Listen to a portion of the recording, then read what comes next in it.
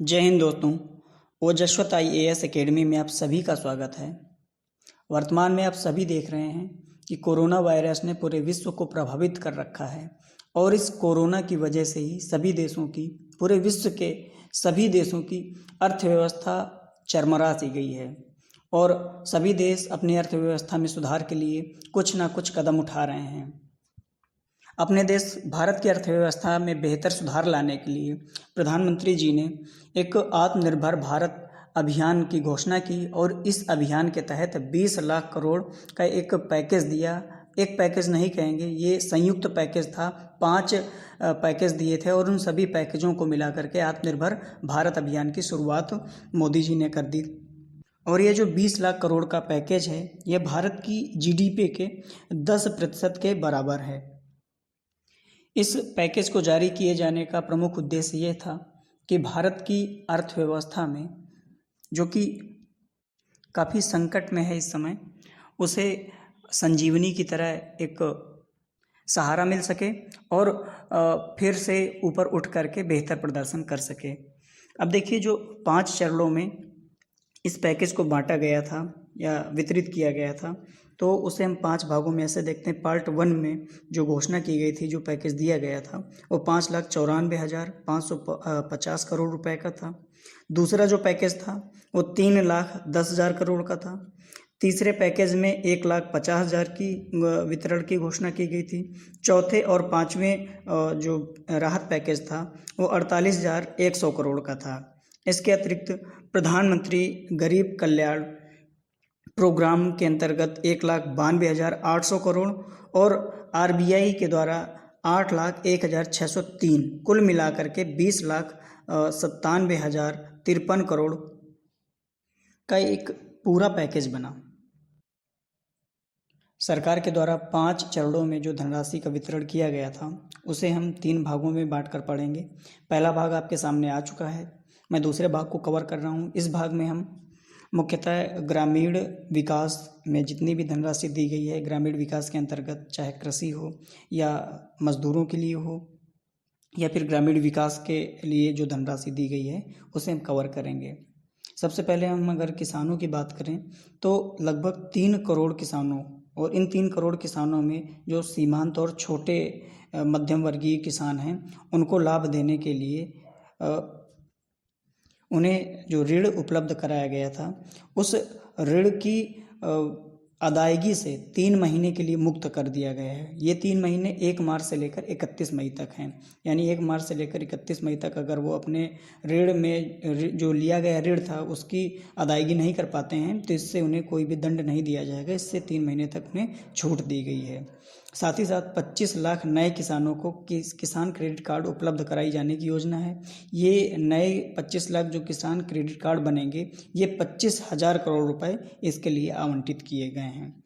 सहकारी बैंकों और क्षेत्रीय ग्रामीण बैंकों को नाबार्ड ने 29,500 करोड़ की धनराशि उपलब्ध कराई है, ताकि किसानों को ऋण उपलब्ध कराने में किसी भी प्रकार की समस्या ना आए। ग्रामीण और क्षेत्रीय बैंकों को ग्रामीण अवसंरचना के लिए, यानी कि रूरल इंफ्रास्ट्रक्चर के डेवलपमेंट के लिए, विकास के लिए, ग्रामीण अवसंरचना विकास निधि के अंतर्गत 4,200 करोड़ रुपए का आवंटन किया गया है। इसके अतिरिक्त नाबार्ड के ही माध्यम से किसानों के लिए कुछ अतिरिक्त आपातकालीन कार्यशील पूंजी भी रखी गई है और इस पूंजी की कीमत 30,000 करोड़ रुपए है।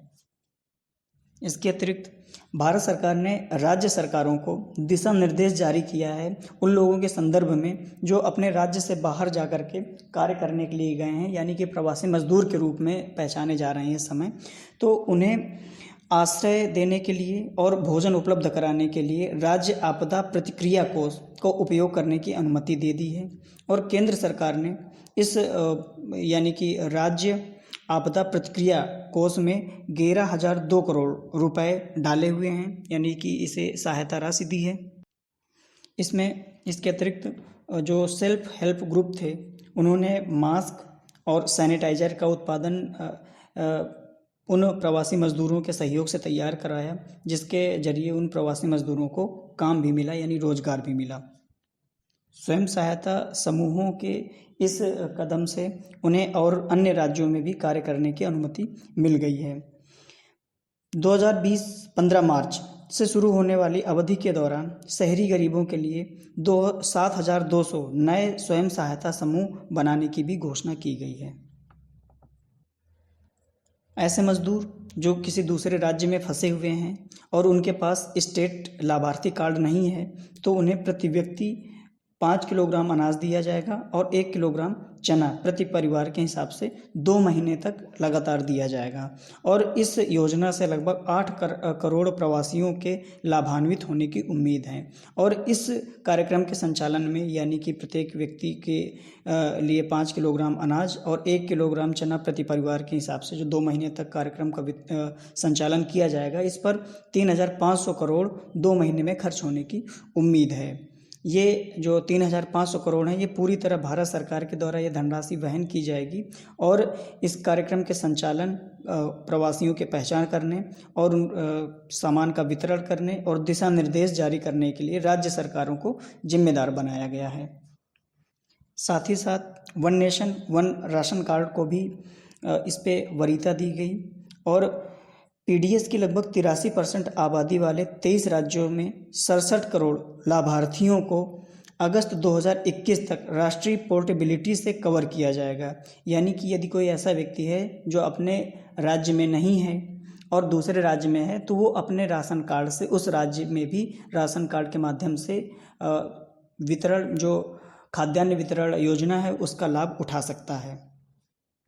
उम्मीद है कि अगले वर्ष मार्च तक यानी कि मार्च 2021 तक 100% राष्ट्रीय पोर्टेबिलिटी प्राप्त कर ली जाएगी। यानी कोई भी मजदूर या प्रवासी ऐसा जो राशन कार्ड धारक है वो किसी भी राज्य में अपने राशन कार्ड से राशन की प्राप्ति कर सकता है। कोरोना काल में ही हमें ये भी देखने को मिला कि जो प्रवासी मजदूर हैं, काम करने के लिए दूसरी जगह पर जाते हैं, उन्हें रहने में कितनी चुनौतियों का सामना करना पड़ता है।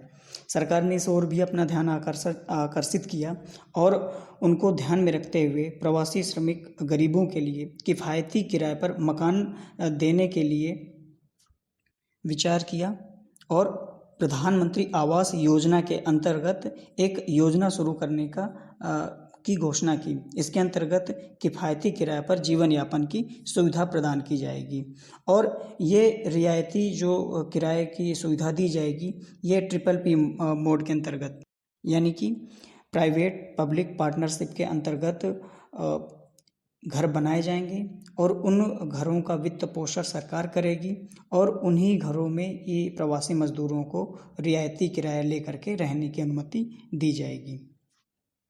साथ ही साथ ऐसे भी कुछ संरचना बनाने की उम्मीद की जा रही है। ऐसी भी संरचनाएं बनाने पर विचार किया जा रहा है कि जिन्हें अफोर्डेबल रेंट लेकर के उन्हें वो लोग विनिर्माण इकाइयों का संचालन कर सकें, दुकानें खोल सकें, ताकि वो कम किराए पर अपने कार्य का भी संचालन कर सकें। केंद्र सरकार अपने स्तर पर तो ये कार्य करेगी ही, साथ साथ राज्य सरकारों को भी ऐसा करने के लिए प्रेरित करेगी। हमें ये भी देखने को मिल रहा है कि जो प्रवासी मजदूर हैं वो जो दूसरे राज्यों में कार्य कर रहे थे या जहाँ पर रह रहे थे वहाँ से भाग करके जा करके दूसरी जगह पर काम करने के लिए मजबूर थे क्योंकि उनके पास कार्य नहीं था। तो इस समस्या को ध्यान में रखते हुए सरकार ने मनरेगा को विशेष रूप से मजबूत बनाने का प्रयास किया है और मनरेगा में 40,000 करोड़ रुपए के अतिरिक्त फंड का प्रावधान किया गया है। और कोरोना काल में देखने को मिला कि पिछले साल अगर मई से तुलना करें तो इस साल मई में 40 से 50% अधिक व्यक्तियों ने मनरेगा में काम करने के लिए खुद का नामांकन कराया था। अब चूँकि लोग ज़्यादा हो जाएंगे, काम तो वैसे भी कम है, तो मनरेगा के अंतर्गत वृक्षारोपण, बागवानी, पशुधन, इनको मनरेगा के ही अंतर्गत शामिल कर लिया गया है ताकि सभी व्यक्तियों को कार्य मिल सके। और पिछले वित्त वर्ष में जहाँ पर 182 रुपये काम करने पे मिलते थे, तो अब बढ़ा करके उसे प्रतिदिन 202 रुपये कर दिया गया है ताकि काम के लिए एक सम्मानजनक राशि मजदूरों को दी जा सके। इसी क्रम में अगर आगे बढ़ें कि सम्मानजनक मजदूरी की बात जो की गई थी, तो वर्तमान में केवल 30% श्रमिकों के लिए न्यूनतम मजदूरी कानून लागू है। तो इसको भी संगठित करके इसको भी विनियमित किए जाने की आवश्यकता को ध्यान में रखते हुए इनके लिए लेबर कोड को जारी किया गया और इसमें देखते हैं क्या क्या इन्हें दिया गया। पहला ये कि जो प्रवासी श्रमिक हैं उनके लिए जो कल्याणकारी लाभ हैं उन सभी कल्याणकारी लाभों को पोर्टेबल बनाया जाए, यानी उन तक हर हाल में पहुंच उनकी सुनिश्चित की जाए। सभी जिलों में 10 से अधिक कर्मचारियों को जो संगठन रोजगार देते हैं उनको स्वैच्छिक आधार पर ESIC कवरेज दिया जाएगा। जो असंगठित श्रमिक हैं, असंगठित क्षेत्र के श्रमिक हैं, उनके लिए सामाजिक सुरक्षा कोष का प्रावधान किया गया। सभी व्यवसायों में महिलाओं के भाग लेने को छूट दी गई कि महिलाएं अगर सुरक्षित वातावरण बनाए रखा जाए तो महिलाएं उनमें काम कर सकती हैं, चाहे दिन में हो या रात में हो। अगला सेगमेंट स्ट्रीट जो वेंडर्स हैं उनके लिए है। स्ट्रीट वेंडर्स को लोन देने के लिए लगभग 5,000 करोड़ के धनराशि का वितरण किया गया और इससे 50 लाख स्ट्रीट वेंडर्स को फ़ायदा पहुंचने की संभावना है। आगे चल कर के देखते हैं कि मध्य आय समूह के लिए जो क्रेडिट लिंक्ड सब्सिडी योजना, जिसे मई 2017 में शुरू किया गया था, इसे सरकार ने मार्च 2021 तक बढ़ा दिया है।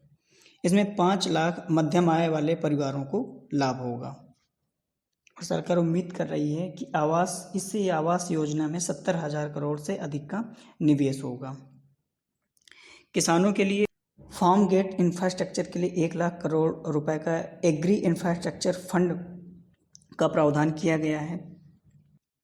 अभी तक क्या था कि किसानों के लिए उनकी पहुंच से कुछ दूर होते थे कोल्ड चेन और पोस्ट हार्वेस्ट मैनेजमेंट तक उनकी पहुंच नहीं होती थी, तो इन पहुंच को सुनिश्चित करने के लिए 1 लाख करोड़ के धनराशि का आवंटन किया गया है, ताकि जो उनके कृषि उत्पादों के मूल्यों में गिरावट आ जाती थी वो गिरावट ना आए। कोविड-19 के दौरान सरकार के द्वारा किसानों के लिए जो अतिरिक्त कदम उठाए गए थे उनमें से सरकार ने दावा किया कि न्यूनतम समर्थन मूल्य 74,300 करोड़ रुपए का भुगतान किया गया।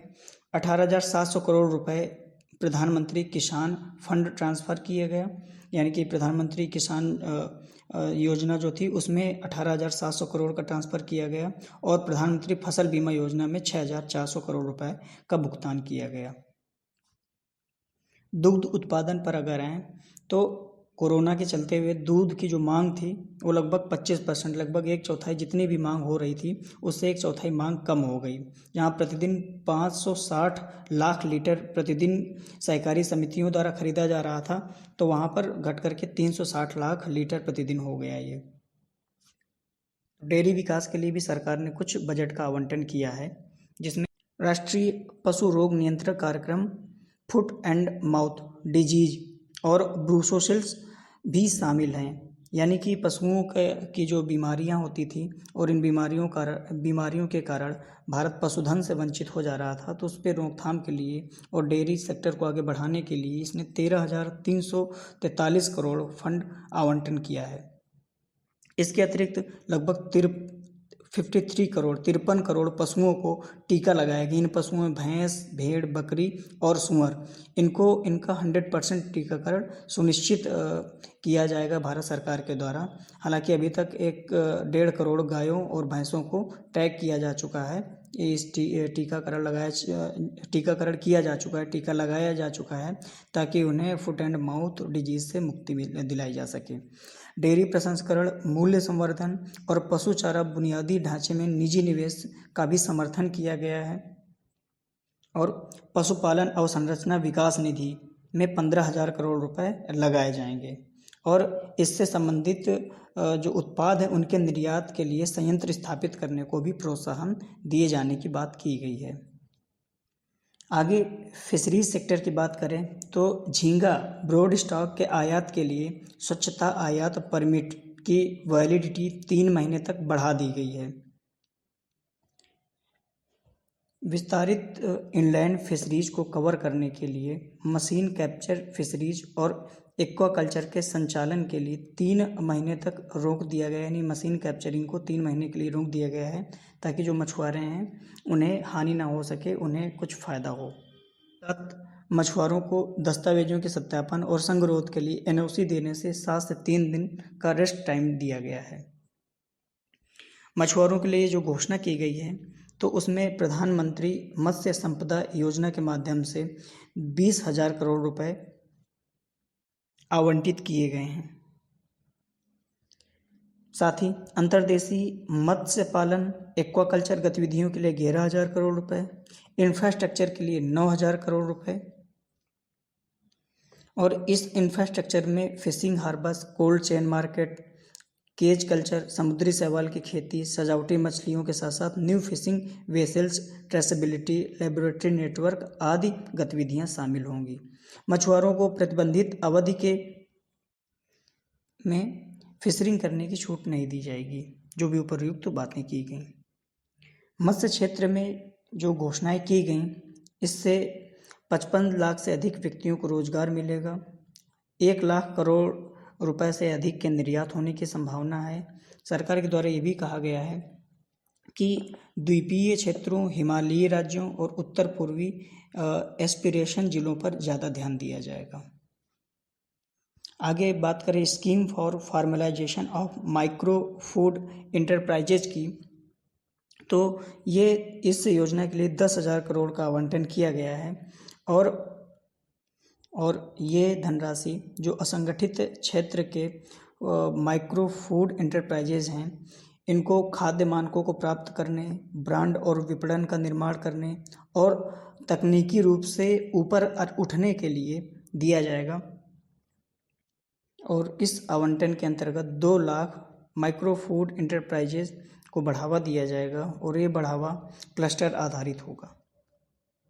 अगर बात करें हर्बल कल्टीवेटर की, तो इसके प्रमोशन के लिए, इसको बढ़ावा देने के लिए, यानी कि औषधीय खेती को बढ़ावा देने के लिए 2,25,000 हेक्टेयर क्षेत्र को कवर किया जाएगा। साथ ही आगे आने वाले 2 सालों में ये क्षेत्र बढ़ा करके 10 लाख हेक्टेयर कर दिया जाएगा और इसके लिए 4,000 करोड़ का आवंटन किया गया है ताकि औषधीय पौधों और औषधि खेती को विस्तारित किया जाए। साथ ही साथ ये घोषणा की गई है कि राष्ट्रीय औषधीय पौधा बोर्ड यानी NMPB गंगा किनारे के क्षेत्र को औषधीय पौधों के गलियारे के रूप में विकसित करेगा और ये क्षेत्र 800 हेक्टेयर के अंतर्गत कवर किया जाएगा। यानी कि ये जो गंगा किनारे का जो क्षेत्र है, गंगा किनारे का जो गलियारा है, उस 800 हेक्टेयर को राष्ट्रीय औषधीय पौधा बोर्ड औषधीय पौधों से लैस करेगा। मधुमक्खी पालन के लिए अगर देखा जाए तो सरकार इसके लिए एक एकीकृत मधुमक्खी पालन विकास केंद्र, संग्रह, विपणन और भंडारण केंद्र, पोस्ट हार्वेस्ट और मूल्यवर्धन सुविधाओं से संबंधित बुनियादी ढांचा विकसित करने पर जोर दे रही है। साथ ही साथ महिलाओं को इस क्षेत्र में आगे आने के लिए भी सरकार प्रोत्साहित कर रही है ताकि इस क्षेत्र में जितनी भी संभावनाएं हैं उनका पूर्ण विकास किया जा सके। अगली स्कीम जो फ्रॉम टॉप टू टोटल के नाम से जो आवंटन किया गया है, तो उसको देखा जाए तो खेत स्तर पर ऑपरेशन ग्रीन्स सभी फलों और सब्जियों के लिए खोला जाएगा। अभी तक उसमें प्याज, आलू है और टमाटर हैं, लेकिन आगे चल करके सभी सब्जियों को इस टॉप में शामिल किया जाएगा। टॉप से टोटल मिलाया जाएगा, लगभग सभी सब्जियों को उसमें कवर किया जाएगा। साथ ही साथ जो सब्जियां जल्दी ख़राब हो जाती हैं तो उनमें होने वाले घाटे पर सरकार 50% का अनुदान देने की भी बात कर रही है। इसके अतिरिक्त जो सब्जियां कोल्ड स्टोरेज में भंडारण की जाती हैं उस पर भी 50% अनुदान देने की बात सरकार कह रही है। शुरू में 6 महीने के लिए पायलट प्रोजेक्ट चलाया जाएगा टॉप से टोटल में जाने के लिए, यानी कि सभी सब्जियों को कवर करने के लिए। आगे 6 महीने के बाद फिर इसका विस्तार पूरी तरह से कर दिया जाएगा ताकि किसानों को बेहतर मूल्य मिल सके, बर्बादी कम हो और जो भी उत्पाद बाज़ार में आए तो उसका उपभोग करने वाले लोगों के लिए उसकी कीमत भी वहनीय हो, कीमत इतनी अधिक ना हो कि कोई खरीद ना सके। साथ ही साथ सरकार ने आवश्यक वस्तु अधिनियम में संशोधन की बात की है, जो वर्तमान में आवश्यक वस्तु अधिनियम 1955 है, इसमें संशोधन की बात की है ताकि किसानों के लिए पहले तो बेहतर मूल्य प्राप्त हो। इसके साथ ही साथ कृषि खाद्य सामग्री, जिसमें कि अनाज भी शामिल है, खाद्य तेल शामिल है, तिलहनें शामिल हैं यानी तेल जिनसे भी निकलता है वो अनाज, दालें, प्याज और आलू, ये जो शामिल हैं, इनमें अगर कीमतों में उछाल के साथ राष्ट्रीय आपदाओं, अकाल, इन स्थितियों में स्टॉक इतना सामान किया जा सके ताकि जब संकट काल आए तो उनकी कीमतों में बहुत अधिक बढ़ोतरी ना हो। आगे चल कर के जो इनाम की बात अगर करें तो इनाम में किसानों को बहुत अच्छा मूल्य मिल सके और बेहतर अपने सामान्य को भी, अपने उत्पादों को बेचने के लिए किसानों को बेहतर विकल्प उपलब्ध कराने की बात की जा रही है, जो बैरियर मुक्त होगा, अंतर्राज्यीय व्यापार की सुविधा देगा और कृषि उपज के लिए एक बेहतर रूपरेखा ई ट्रेडिंग के माध्यम से उपलब्ध कराएगा। ऐसा सरकार के द्वारा ये वादा किया जा रहा है कि किसानों के लिए ऐसा संरचना बनाने के लिए वो प्रयास कर रहे हैं। साथ ही साथ किसानों को उचित और पारदर्शी तरीके से बड़े रिटेलर, निर्यातकों आदि से जुड़ने के लिए सक्षम बनाने के लिए फैसिलिटेट लीगल फ्रेमवर्क बनाया जाएगा आगे चल कर के, जिससे किसानों को जो फसलों में होने वाले नुकसान का खतरा रहता है उस खतरे को कम किया जा सके, एक सुनिश्चित रिटर्न मिल सके, जो भी फसल उत्पादन में वो लगाते हैं उसका एक बेहतर रिटर्न उन्हें मिल सके और गुणवत्ता और मानकीकरण रूपरेखा एक बनाई जा सके जिससे किसानों का नुकसान अब ना होने पाए। आगे सोलर सेक्टर में देखते हैं कि सोलर सेक्टर में जो भी कार्यक्रम हैं उन्हें सचिवों के अधिकार प्राप्त समूह के माध्यम से फास्ट ट्रैक इन्वेस्टमेंट क्लियरेंस मिल जाएगा, यानी कि बहुत ज़्यादा लेट लतीफ़ ना होने पाएगी सोलर से संबंधित कार्यक्रमों में। प्रत्येक मंत्रालय में निवेश परियोजनाओं को तैयार करने के लिए प्रोजेक्ट डेवलपमेंट सेल निवेशकों और केंद्र राज्य सरकारों के साथ समन्वय, नए निवेश के लिए प्रतिस्पर्धा करने के लिए निवेश आकर्षण पर राज्यों की रैंकिंग, नए चैंपियन सेक्टरों को बढ़ावा देने के लिए प्रोत्साहन दिया जाएगा, सौर पीवी विनिर्माण के लिए योजनाएं शुरू की जाएंगी, उन्नत सेल बैटरी भंडारण आदि इन कार्यक्रमों को बढ़ोतरी देने के लिए सरकार पूरा प्रयास करेगी। सौर ऊर्जा से संबंधित योजनाओं को पूरे देश में विकसित करने के लिए क्लस्टर मॉडल अपनाया जाएगा, क्लस्टर आधारित उन्नयन किया जाएगा ताकि इस प्रकार के सभी कार्यक्रमों के लिए भूमि की उपलब्धता समय पर कराई जा सके। औद्योगिक पार्कों के विकास के लिए भी बात की जा रही है और 3,376 औद्योगिक पार्कों को 2020-21 तक विकसित किए जाने की भी बात की गई है।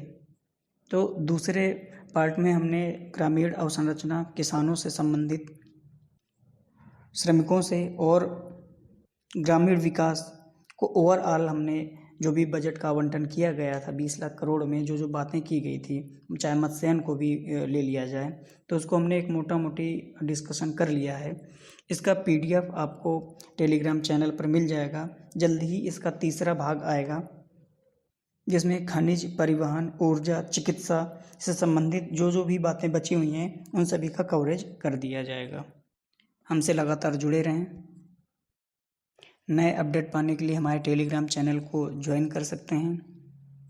IAS 2020 के लिए करंट अफेयर को जो सीरीज पढ़ रहा था उसको लगातार रिवाइज करते रहें, पढ़ते रहें। निश्चित तौर पर प्रारंभिक परीक्षा पास करने में वो बहुत ज़्यादा मददगार साबित होगा आप सभी के लिए।